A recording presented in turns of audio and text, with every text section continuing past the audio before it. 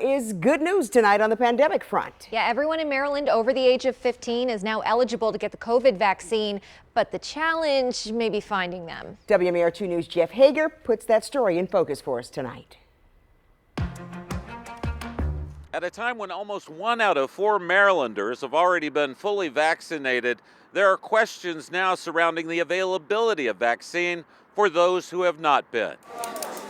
At 23% fully vaccinated, Maryland needs about twice that many more people to get shots to achieve herd immunity, which makes the mishap, which wasted 15 million Johnson & Johnson shots, seem like a big mistake at a critical time during the pandemic. We have been notified, this is the bad news part, that the reduction, we saw a reduction of about 80,000 doses of Johnson & Johnson in this coming week. That's going to continue likely for another couple of weeks. At what many consider the state's best-run mass vaccination site here in Timonium, Baltimore County administered 5,000 J&J shots in a single day on Sunday, but will now have to shift to a little over 5,800 shots of Pfizer this week to try to maintain its momentum. For us, although I would have assumed had we had more J&J, they would have given me additional J&J also. And as you know, we can go up to 1,000 an hour.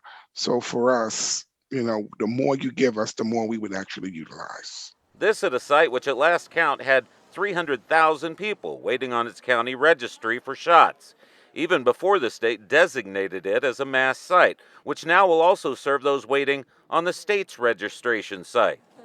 Because of various outreach programs and clinics, Branch is confident the county is addressing vaccine equity issues, getting more shots into black and brown arms.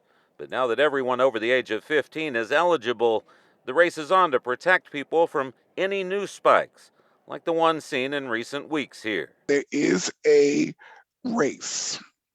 And this race has got to be that we've got to be able to vaccinate people as quickly as possible, because the longer we wait to vaccinate everyone, the more likelihood that there'll be more variants and more complicated variants. And those complicated variants will become detrimental to us. And so we want to get everyone vaccinated as soon as possible. While the number of new coronavirus cases in Maryland dipped below 1,000 today, the positivity rate over a 7-day average jumped to 5.6%.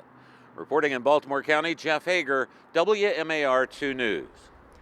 A closer look now at where we stand with vaccines. Johnson & Johnson, Pfizer, and Moderna have emergency use authorization.